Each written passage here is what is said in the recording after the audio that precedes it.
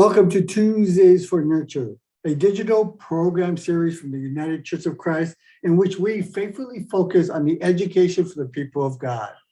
Topics range from faith-filled politics to how-tos in congregational life, to the impacts of current realities of the life of the church. Each webinar includes clear suggestions on what you can do to change the church and the world towards a world God imagines for us.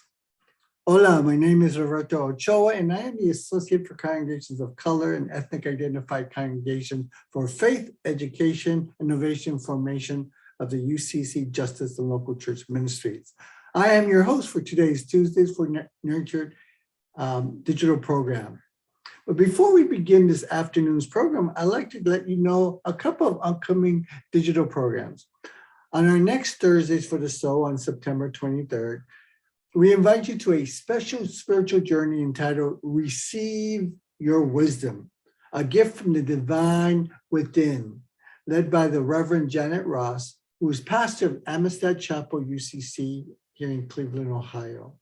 And using a loosely guided meditation practice by Pastor Janet, you will have the opportunity to connect with the holy within, discern the lessons, yearning, direction your soul has to offer you for this time in your life's journey. So bring a notebook if you like to further explore your vision and gift. And on next Thursday, September 30th, we're Ministry on the Move. The national setting of the United Church of Christ is relocating once again to meet the current and evolving needs of our staff and ministry partners. Join us for a conversation about the move and what we can expect in this new space. To register, please go on www.ucc.org/webinar/registration. All of our Tuesdays for Nurture and Thursdays for the Soul digital programs begin at 9:30 a.m. Hawaiian, 12:30 Pacific, 1:30 Mountain, 2:30 Central, and 3:30 p.m. Eastern times. Now for our program today. 2022 midterms elections ahead, the fight for voting rights. In states across the country, efforts are underway to significantly erode voting rights. Join with us to learn more about these trends and what steps are being taken at the federal levels to address them. Today, we know that you'll leave with a better understanding of the state of democracy here in the U.S. and more importantly, some concrete actions you can take to protect you and your neighbor's vote. Today, we have Jessica Quinn, is the online communication specialist in Washington, D.C. office of the Justice and Local Church Ministries for the United Church of Christ, and is the moderator for today's program, who will lead the conversation and introduce our panelists. Take it away, Jessica. Thank you so much, Roberto. I am so excited about the impressive panel of speakers we have today, and I'm really eager for this discussion about the state of voting rights and what we should be paying attention to in terms of legislation and ways we can take action. As Roberto said, my name is Jessica Quinn. I am the online communications specialist for the United Church of Christ's Washington, D.C. Office of Public Policy and Advocacy. I am joined today by Megan Browder, Jessalyn McCurdy, and Katie Adams. Megan Browder is the law clerk and attorney with the League of Women Voters of the United States. As a member of the litigation team, she assists with national portfolio involving voting rights, redistricting, election administration, money in politics, and the Equal Rights Amendment. She is a member of the District of Columbia Bar. Welcome, Megan. Thanks for being here. Also with us today is Jessalyn McCurdy. Jessalyn is the Interim Executive Vice President for Government Affairs and Managing Director at the Leadership Conference on Civil and Human Rights and the Leadership Conference Education Fund. She is gifting us with a wealth of experience in working for just and equitable federal policies, including previously serving as a Deputy Political Director at the National Political Advocacy Department of the American Civil Liberties Union. Both mouthfuls of intros. Welcome, Jessalyn. Thank you for joining us as well. So I would love to start today by asking you both about the current state of voting rights. What are we seeing? in what ways has it maybe changed over the past several years? Maybe what are some challenges? Megan, Jesslyn, I invite either of you to join in. So I think I'll just start by acknowledging what a historic turnout there was in the 2020 election. And I think, and also really on some level in the 2018 midterm election, and what that has triggered basically is a recognition of the power on both sides of people who were not as enthusiastic about voting before 2020, and people who were, but now see the power of when more people are interested in elections and vote, and what the results of that type of historic turnout can be. And what has happened is there's been a backlash or response to that historic turnout, particularly in states where people of color really took their lives in their hands in some instances to ensure that their vote counted. Yeah, thank you. Megan, do you have something to add?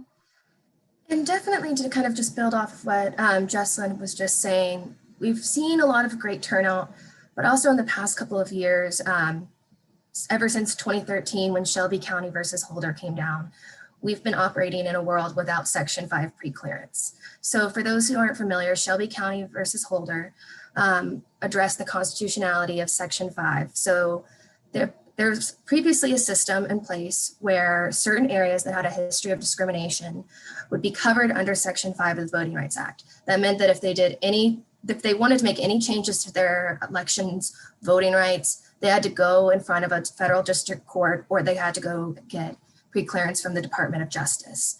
And so in 2013, the Supreme Court gutted that provision. And so that's really important. That was a really important provision that helped prevent a lot of bad voting rights bills or anti-voter bills from going into place. And so as we've seen in the past 7 to 8 years, you're seeing trends of voter bills that wouldn't have been able to go through under Section 5 coming out. So more strict voter ID bills, you're seeing people being purged from voting rolls. And so it's something that we do need to be paying attention to and advocating. And I know we're going to talk about federal legislation a little bit later, but it is something that's been a very bad thing for voting rights. But again, like Jesslyn said, you're seeing a lot of great turnout as well. People are feeling the power of the vote and that their voice matters. And so we saw that in the last election, the highest voter turnout, and that's something to be really excited and proud of. And so we're just going to keep fighting to make sure that everyone has the right to vote. Yeah, absolutely. Thank you, Megan. So as we talk about some of these challenges, I've also heard folks say these changes at some of the state level is to strengthen our electoral process or to protect from voter fraud. I don't know if you've heard this type of rhetoric, but can you explain why that maybe is inaccurate? I mean, again, if you think about, again, the historic turnout in 2020, and the fact because of the pandemic, there was an effort to make sure in many states and in many jurisdictions that people had access to voting and their ability to vote was easier.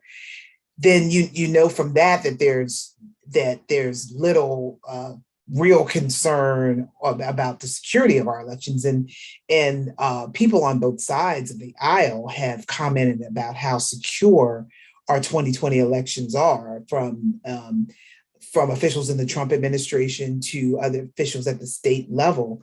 And so that alone tells you that there wasn't a problem with the security of our elections in 2020. What in some people's eyes there was a problem with was the access to the ability to vote, and for some people, and which then resulted in places like, for example, Pennsylvania, Georgia, Arizona, voting for certain candidates and what we're seeing is a backlash for that on the state level through state laws. And what has happened to date is 49 states have proposals in their state legislatures to create obstacles to voting. 18 states have passed laws that would make it harder to vote. And 100 bills across the country have been introduced that would create more barriers to voting. Voter fraud is extremely rare. You're more likely to be struck by lightning than you would to have another person impersonate you at the polls.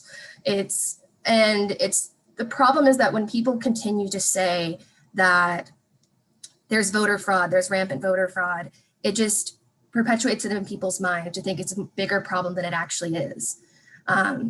Like Jesslyn said, our elections are extremely secure, especially with mail-in ballots. That is one of the safest ways to vote. And oftentimes with election equipment, sometimes there can be technical glitches the way that any computer has. And there's mechanisms to make sure that all those problems are remedied. So voter fraud is just one of those persistent problems because people keep saying there's voter fraud out there, there's voter fraud out there, and it makes people believe it. But there's no actual evidence that voter fraud is rampant across the country. Yeah, thank you both. We touched on this a little bit briefly, but I think it's really important to highlight. Could either or both of you talk about how voting rights is also a racial justice issue, and how voter suppression is, in many or most cases, explicit expression of white supremacy? So again, I think what we are seeing in our state legislatures across the country is a response to the 2020 election, where you had people of color, Black people, brown people, Indigenous people turn out to vote. And what we're seeing in response to that is something that we saw 56 years ago, which prompted, for example, the enactment of the Voting Rights Act of 1965. And while the practices to create obstacles to vote at the time, and 56 years ago, it was aimed at Black people in the South. Right, currently the 2021 version of that, while they may be different, they're not poll taxes, they're not literacy tests, they're not disenfranchising of felony of people with felony convictions, even though that's ongoing. But they're new and they're no more pernicious than they were in 1965. And so there are laws like that prohibit or make it a crime to serve water or food as you stand in line to wait for the election. There are laws that don't allow for your provisional ballot to be counted if it's not cast in the correct precinct. So while the practices are different, they're no less they're no less obstructive than they were 56 years ago. And that's why, so 56 years ago, those practices that we saw were born out of the notion of white supremacists trying to hold down the vote. What we're seeing now is, again, the recognition of when you give Black and brown people the opportunity to vote, what can happen. And what we saw in 2020 was what can happen. And therefore, some of those tactics, albeit in a new version and form, have come back to haunt us. Yeah, thank you. Megan, did you want to add to that? I think Jesslyn summed it up perfectly. There's always been a long history of putting up obstacles for people to vote. And it's been that way since the vote was given, or through the 15th Amendment. And once you start trying to take away people's voting power, it's trying to just undermine their faith in their voice. And so I think Jesslyn covered it perfectly. Yeah, awesome. Thank you. So we started talking about this a little bit, but why are we seeing so many bills at the state level that are trying to restrict voting? Can either of you talk about this a bit? So I think it just kind of boils down to, in every election, there's going to be winners and losers. And sometimes people just aren't happy with the election results. Their team didn't win. And just because it didn't go the way they want to make sure that it's putting up obstacles so that the other person can't win in the future. And we always want to make sure that elections are done safely and securely and that democracy is working. But we also want to make sure that every American can vote. And it doesn't have these arbitrary obstacles that are put in front of them.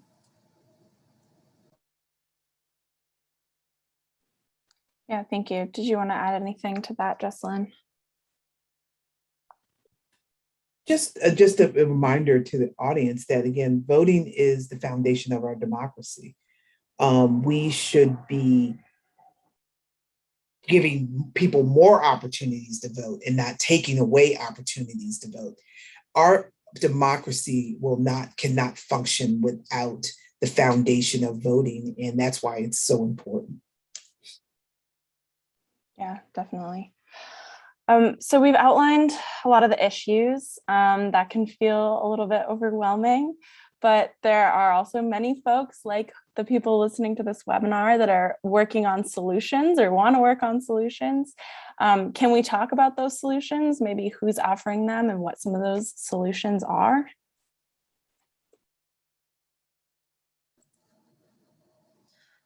I can start.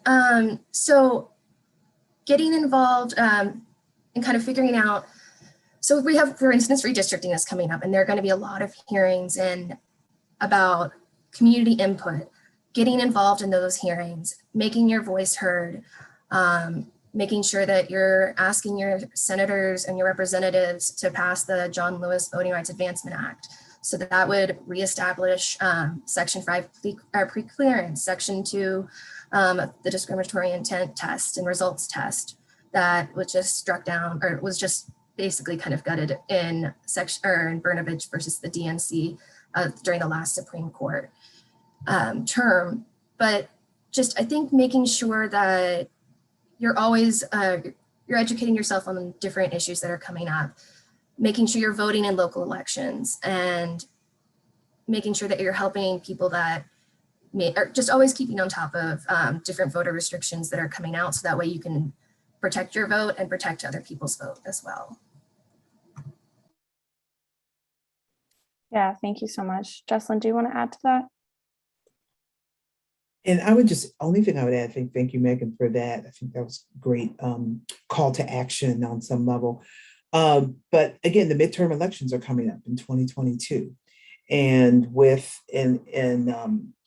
to feed off of what Megan said, we have to be prepared early to make sure that we are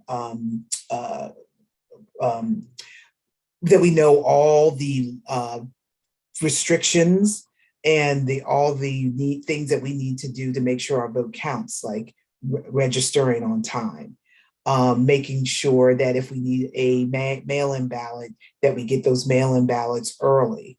And so with so many state laws changing, we have to make sure that we're educated about the process and the status of voting in our states to be ready to vote in 2022.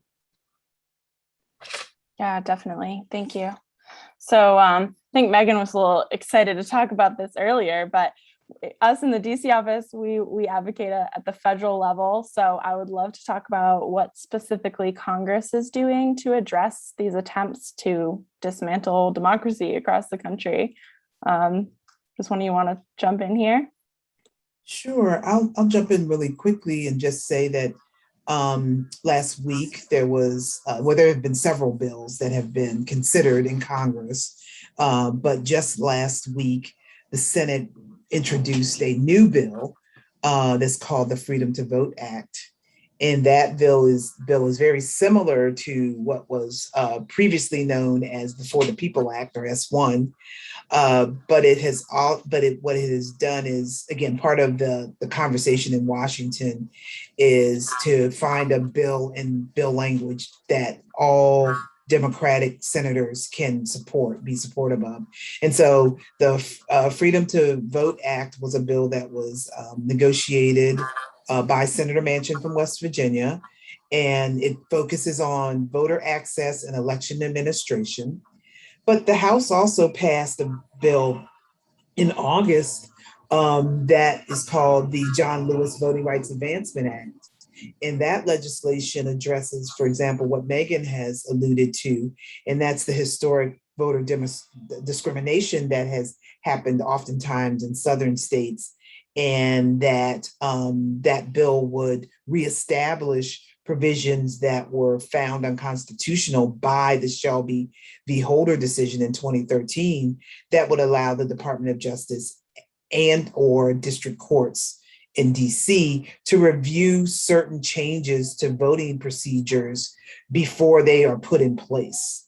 And so that is very critical, because that's critical to, for example, the basis of and the underpinnings of the Voting Rights Act of 1965, which has resulted in so many Black and Brown people having the ability to vote freely. Just to kind of go, the Freedom to Vote Act has a lot of great things that, and we're also in the For the People Act. So it's got things like same-day voter registration, automatic voter registration. It expands early voting, which is something that a lot of states have been trying to curb or shorten early voting times. And it's protecting disabled voters, Native American voters, and underserved communities. And it's focusing on eliminating the influence of dark money in politics. And the big thing that it's working on is that it's curbing partisan and racial gerrymandering. And I know I just touched on it briefly with redistricting coming up, but gerrymandering in both partisan and racial gerrymandering is very dangerous, because it can help discourage people's power, and it can help people feel like their voice doesn't matter, because if you're gerrymandered into a certain district, that's just going to make it harder for your vote to accomplish something. And that's what gerrymandering is effectively made to do. It also ensures that states have access to the judicial system to fix gerrymanders.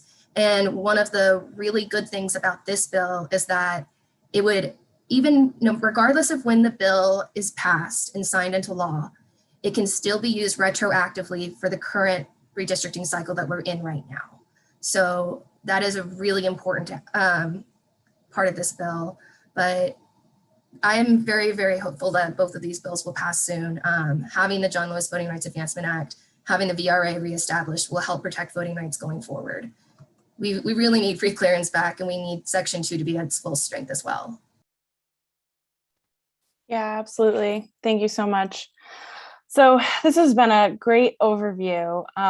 So much information. I'm gonna hand it over to Katie in a second, but before I do, not to put you both on the spot, but I would love to ask you, what would you want people to take from this webinar, from all the information? What would you want them to walk away with, if you could sum it up?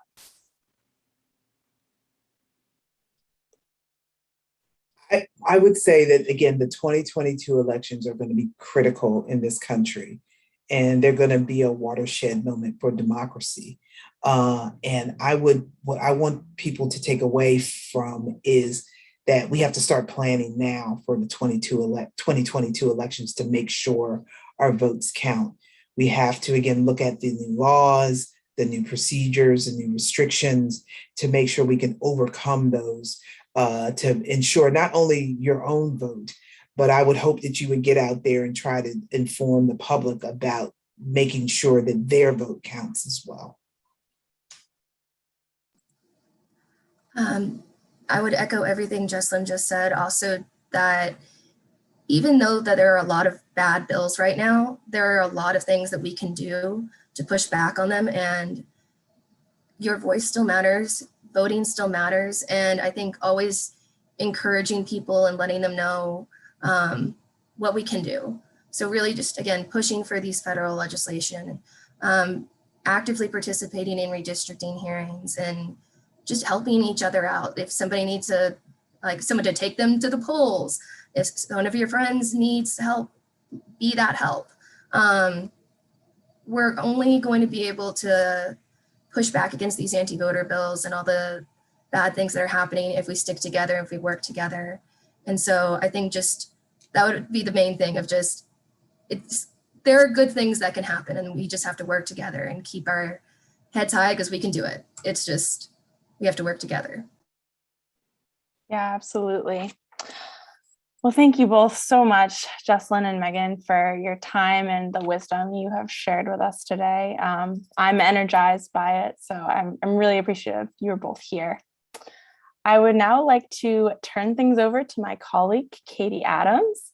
Katie is the domestic policy advocate who works with me in our UCC Washington, D.C. office. Katie covers a whole plethora of issues, including voting rights, and she helps us identify actionable steps on these issues. So Katie, having learned all of this about the state of voting rights today, what can we be doing? Let's talk some action steps and maybe why we as people of faith should be involved in this. Thank you so much for that introduction, Jessie, and our panelists. I've been sitting here with the pen and paper writing down some ideas for our Faith Our Vote. So I'm really, really grateful for your time and expertise. And I wanted to take a little bit of time at the end to talk to all of you about next steps and what to do, because I understand as an advocate myself and someone who works on these issues, we so often kind of learn about what's happening and really want to figure out what to do next. And so, as we've talked about, democracy is really under threat across the country with many of the really onerous voter suppression laws.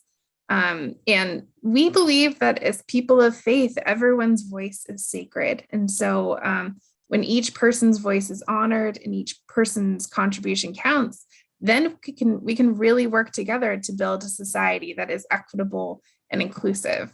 And right now, we just have too many examples to choose from of voter suppression, partisan gerrymandering, and dark money in politics, which cheapens what democracy really can even mean. All year, we've been talking to you about advocating for Congress to work together on legislation that addresses these threats to democracy. Recently, like our panelists discussed, a bill was introduced called the Freedom to Vote Act, which is built off of the framework of the For the People Act. And passage of this bill will be an important step to dismantling the barriers that have been built up to prevent people from participating in democracy. It's pretty transformative. It will protect and strengthen the right to vote. They're pretty common sense reforms and ones that have a lot of support across the country. So at a time when many state legislatures are considering legislation to restrict voting rights, it's more important than ever. And our panelists also discussed the John Lewis Voting Rights Advancement Act, which brings back pre-clearance for states looking to make changes to their voting laws.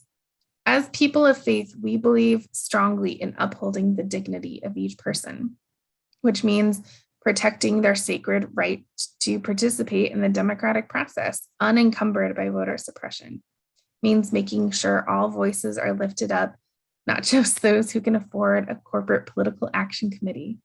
And the Freedom to Vote Act and the John Lewis Voting Rights Advancement Act represent important steps toward that.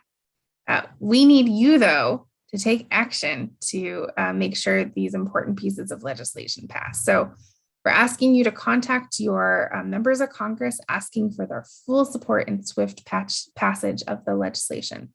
We can make sure each person's voice and vote are protected. We have an action alert, which is sent out as part of the materials in this through the United Church of Christ. You can click on that to take action. And it has a little sample letter. So you can look at that, and then we encourage you to fill it in with your own story. Maybe you or someone you know have had a hard time voting, or you know how voting is important to your community. And then we also have resources that kind of delve a little deeper into what the two bills look like and the importance of passing both of them, because you might hear some folks say, well, there's bipartisan support for the John Lewis Voting Rights Advancement Act. Let's just pass that one. And it's important. Pre-clearance is very, very important, but we also want to make sure that we also pass, the other legislation so that we expand the ability of people to vote. So those are two important action steps, but I also want you to know that you can turn to your Washington office if you are interested in writing a letter to the editor or engaging in advocacy by doing advocacy visit with your member of Congress. Feel free to reach out to us. We put our Twitter information out there as well, or you can email us and say, hey, I'm really interested in doing an advocacy visit or need some guided help writing a letter to the editor. That's what we're here for, and we'd really love to help you out. And I would like for Jesse also to talk a little bit more about Our Faith, Our Vote in general. So turn it back over to you for a minute, Jesse. Yeah, thanks, Katie. I'm just going to jump in. So us in the DC office, we're really passionate about what we call the Our Faith, Our Vote campaign, which we've talked about a little bit, but we have some really great resources at our website, ourfaithourvote.org. And there you can check your voter registration. You can find out about elections happening in your area. You can find out who's running. All this information is there.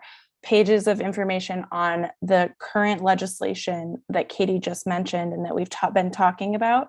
More in-depth information is on that website, and that is really helpful to look through.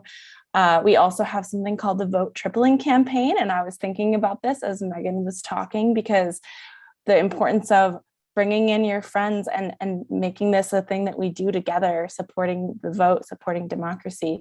And our Vote Tripling campaign, we ask you to commit to finding 3 friends or family members that you're going to help vote when elections come around. So that means helping them figure out how to get to the polls, texting them the day before, being like, hey, voting's coming up, it's fun. So these are just some of the tools that we have. We also have some ideas for running voter registration drives or other things and how to do those safely in your congregation or in your community. So I would encourage you, if you're interested about this, want to get more involved, to head to our website, or like Katie said, to reach out to us. Katie, anything else to add? I think. Yeah, just if you're interested in knowing, the next couple of weeks will be hopefully when the Senate moves forward with some of this voting legislation. So your voice is important now, which is why we're doing this webinar now. So please do take action with the action alert we provided, and reach out to us if you have any questions. So yeah, I would really like to thank our panelists for joining us, and invite them. It's okay if you don't, but if you had any closing thoughts, invite them to meet them. And Jesse has one more comment. Sorry, I'm going to jump in one more time because I think I rushed through the website and I've been asked to say it slowly and enunciate, which I get excited and do that. So you can go to www.ourfaithourvote.org. You can also find it linked on our homepage, which is off of the directory on www.ucc.org.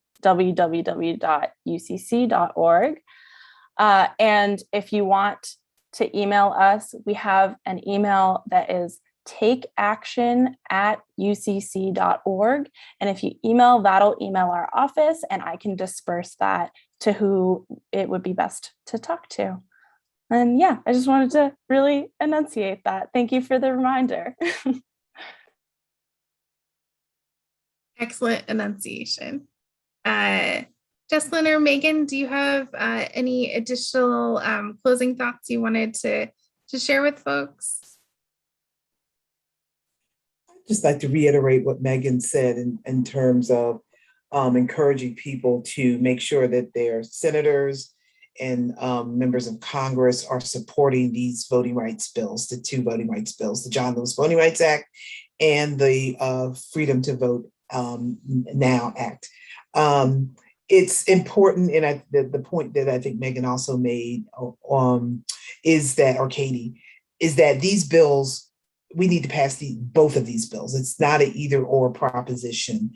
Again, one really focuses on historic discrimination around voting, but the other really encourages and creates more access to voting, which, as we saw in the 2020 election, the more access that you create, the more participation that you get in our democracy. And so I really encourage you to tell your senators and members of Congress to support those voting rights legislation, those voting rights pieces of legislation. I think Jesslyn covered basically all of it, of just that, yeah, just reach out to your senators, reach out to your representatives, get people involved, talk to people about these bills because they're really important. I think that educating people on what these bills do is going to be really helpful. And just to remember that your voice matters, your vote matters. And so you all have a lot of great resources, and I'm very glad that I got to be here today. So thank y'all for having me. Thank you so much. And as you can see, as people of faith, we believe every voice is sacred, and voting is such an important part of that. So we are eager for you as our faith community to engage in this. A lot of you already have been, and so we look forward to further engagement. Thank you so much for your time, and I'm going to turn it over to Roberto. Thank you, Katie. Actually, thank you so much, Jessica and Katie of the Washington, D.C. UCC office, and our panelists, Megan Broder and Jesslyn McCurdy, for your commitment and dedication to ensure voter rights, equity for a just world for all through our Faith, Our Vote ministry. On behalf of the United Church of Christ, Faith Info of the Justice and Local Church Ministries, gracias for joining us this afternoon. If this hour has inspired you in any way, and you would like to continue supporting ministries like Our Faith, Our Vote, would you consider donating to the annual fund by texting UCC to 41444. That's UCC to 41444. Mis hermanas, hermanas, and hermanos en Dios, receive this benediction. May God who created us, the God who redeems us, and the God who sustains us always be with you. In Jesus' name, go and spread the good news and bring comfort to a world that yearns for hope, justice, and peace. Amen.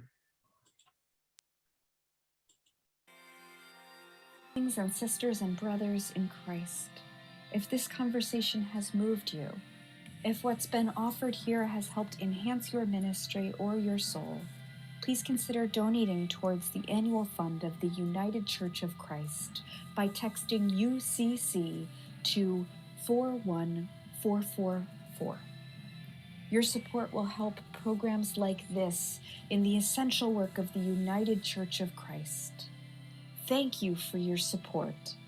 Be blessed into the rest of your day and know that you are not alone, and we are holding you in prayer. Amen.